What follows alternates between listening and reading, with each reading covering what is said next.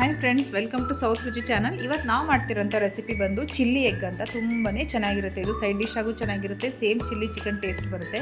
ಶುರು ಮಾಡೋಣ. ಇವಾಗ ಇದಕ್ಕೆ ಏನು ಬೇಕು ಅಂತಂದರೆ ಫಸ್ಟ್ ಎಗ್ ಬೇಕು. ಒಂದು 4ರಿಂದ 5 ನಾನು ಮೊಟ್ಟೆ ತೊಗೊಂಡಿದ್ದೀನಿ. ಮತ್ತು ಒಂದು ಕ್ಯಾಪ್ಸಿಕಮ್ ಒಂದು ತೊಗೊಂಡು ಕಟ್ ಮಾಡಿ ಇಟ್ಕೊಂಡಿದ್ದೀನಿ. ಮತ್ತು ಈರುಳ್ಳಿ ಕೂಡ ಒಂದನ್ನು ಕಟ್ ಮಾಡ್ಕೊಂಡು ಇಟ್ಕೊಂಡಿದ್ದೀನಿ. ಇದಕ್ಕೆ ಮತ್ತು ಸ್ವಲ್ಪ ಹಸಿಮೆಣಸಿನ್ಕಾಯಿ, 1-2 ginger garlic paste, tomato ketchup ಮತ್ತು ಚಿಲ್ಲಿ ಪೌಡ್ರು, ಖಾರಕ್ಕೆ ಎಷ್ಟು ಬೇಕಷ್ಟು, ಒಂದು 5 ಟೇಬಲ್ ಸ್ಪೂನಷ್ಟು ಸೋಯಾ ಸಾಸ್ ತೊಗೊಂಡಿದ್ದೀನಿ.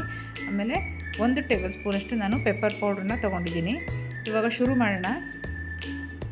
ಮೊಟ್ಟೆ ಒಂದು 5 ಮೊಟ್ಟೆನ ಹೊಡ್ಕೊಂಡು ಇಟ್ಕೊಂಡಿದ್ವಲ್ಲ, ಅದನ್ನು ಚೆನ್ನಾಗಿ ಬೀಟ್ ಮಾಡ್ಕೋಬೇಕು. ನಿಮ್ಗೆ ಇನ್ನೂ ಬೇಕು ಅಂತಂದರೆ ಇನ್ನೂ ಹೆಚ್ಚಿಗೆ ಕೂಡ ನೀವು ಹಾಕೋಬೋದು. ಇವಾಗ ನಾನು ಮಾಡ್ತಿರೋದು ಇಬ್ಬರಿಗೆ ಅಥವಾ 3 ಜನಕ್ಕೆ ತುಂಬಾ ಸಫಿಷಿಯೆಂಟಾಗಿ ಆಗುತ್ತೆ. ಇದು ಸೈಡ್ ಡಿಶ್ ಆಗಾರು ಉಪಯೋಗಿಸ್ಬೋದು, ಇಲ್ಲಾಂತಂದರೆ ನೀವು ದೋಸೆಗೆ ಚಪಾತಿಗಾದರೂ ಕೂಡ ಇದನ್ನು ಉಪಯೋಗಿಸ್ಬೋದು. ತುಂಬಾ ಚೆನ್ನಾಗಿರುತ್ತೆ.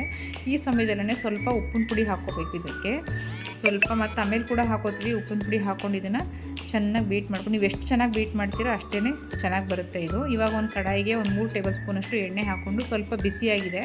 ಇವಾಗ ಇದಕ್ಕೆ ನಾನು ಬೀಟ್ ಮಾಡ್ಕೊಂಡಿರುವಂಥ ಮೊಟ್ಟೆಗಿರುತ್ತಲ್ಲ ಅದನ್ನು ಹಾಕ್ಕೊಂಡಿದ್ದೀನಿ. ಇದನ್ನು ಹಾಕ್ಕೊಂಡು ಉರಿ ಮಾತ್ರ ಕಮ್ಮಿನಲ್ಲೇ ಇಟ್ಕೋಬೇಕು. ಲೋ ಫ್ಲೇಮಲ್ಲೇ ಇಟ್ಕೊಂಡು ಇದನ್ನು ಮಾಡಬೇಕು.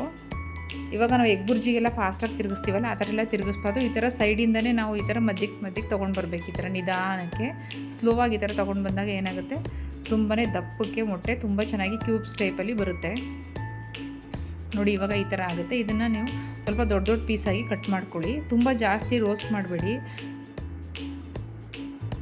ಸ್ವಲ್ಪ ಸಾಫ್ಟಾಗೇ ಇರಬೇಕು ಮೊಟ್ಟೆ ನೋಡಿ. ಇವಾಗ ಆಗಿದೆ. ಇವಾಗ ಇದನ್ನು ಒಂದು ಪ್ಲೇಟ್ಗೆ ಸೈಡ್ಗೆ ಎತ್ತಿಟ್ಕೊಳ್ಳೋಣ. ಇವಾಗ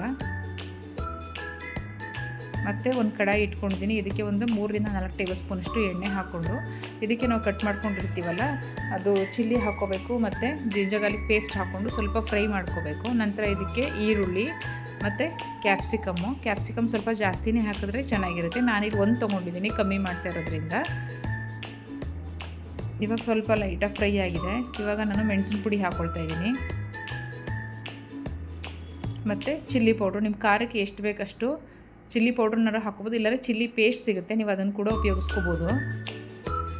ಮತ್ತು ಟೊಮ್ಯಾಟೊ ಕೆಚಪ್ ಒಂದು 5 ಟೇಬಲ್ ಸ್ಪೂನಷ್ಟು ಟೊಮ್ಯಾಟೊ ಕೆಚಪ್ ಹಾಕ್ಕೊಳ್ತಾ ಇದ್ದೀನಿ. ಸ್ವಲ್ಪ ಟೊಮ್ಯಾಟೊ ಕೆಚಪ್ ಮತ್ತು ಸೋಯಾ ಸಾಸ್ ಸ್ವಲ್ಪ ಜಾಸ್ತಿನೇ ಹಾಕ್ಕೊಂಡ್ರೆ ಚೆನ್ನಾಗಿರುತ್ತೆ. ಸೋಯಾ ಸಾಸು ಅಷ್ಟೇ ಒಂದು 5 ಟೇಬಲ್ ಸ್ಪೂನಷ್ಟು ನಾನು ಹಾಕ್ಕೊಳ್ತಾ ಇದ್ದೀನಿ. ಹಾಕ್ಕೊಂಡು ಸ್ವಲ್ಪ ಲೈಟಾಗಿ ಕೈ ಆಡಿಸ್ಕೊಳ್ಳಿ. ನಂತರ ಇದಕ್ಕೆ ರುಚಿಗೆ ತಕ್ಕಷ್ಟು ಸ್ವಲ್ಪ ಮೊದಲೇ ಉಪ್ಪು ಹಾಕಿರ್ತೀವಿ, ನೋಡಿಕೊಂಡು ನೀವು ಉಪ್ಪನ್ನ ಹಾಕ್ಕೋಬೇಕು. ನಂತರ ಫ್ರೈ ಮಾಡ್ಕೊಂಡು ಇಟ್ಕೊಂಡಿರೋವಂಥ ಮೊಟ್ಟೆನ ಹಾಕಿ ನೀಟಾಗಿ 1 ನಿಮಿಷ ನೀಟಾಗಿ ಕೈ ಆಡಿಸಿ. ನೀಟಾಗಿ ಎಲ್ಲ ಮಸಾಲೆ ಎಲ್ಲ ತುಂಬಾ ಚೆನ್ನಾಗಿ ಹೊಂದ್ಕೊಳ್ಳುತ್ತೆ. ಇವಾಗ ರೆಡಿಯಾಗಿದೆ. ನೀವು ಒಂದ್ಸಲ ಟ್ರೈ ಮಾಡಿ. Thanks for watching.